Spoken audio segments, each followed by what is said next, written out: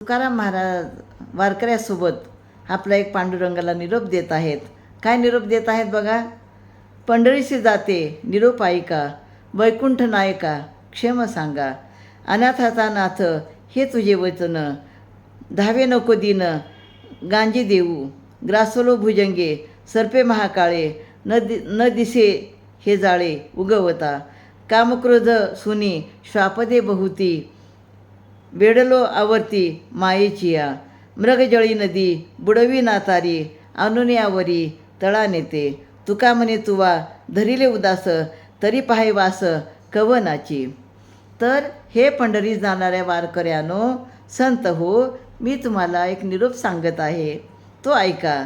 अवघ्या वैकुंठाचा स्वामी आहे त्या पांडुरंगाला माझा आलिंगनपूर्वक निरोप सांगा. त्याला सांगा की मी अनाथाचा वाली आहे, हे तुझेच वचन आहे. तेव्हा तू दीन अशा तुझ्या सेवकांना दुःखी होऊ देऊ नकोस. लवकर धाव. महाकाळरूपी भुजंगाने आणि लोभरूपी सर्पाने मला ग्रासले आहे. या दोघांच्या पाशातून माझी सुटका कर. आणि माझी सुटका होईल असे मला वाटत नाही.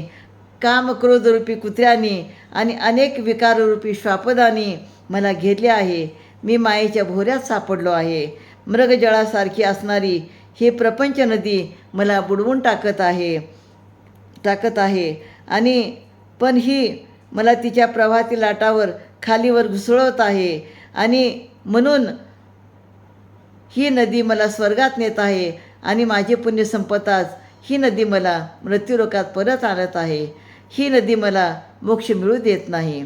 तुकाराम महाराज म्हणतात, हे पांडुरंगराया, तुम्ही आता माझ्यासारखा दिनाची काळजी घेतली नाहीत तर आम्ही कोणाची वाट पाहावी.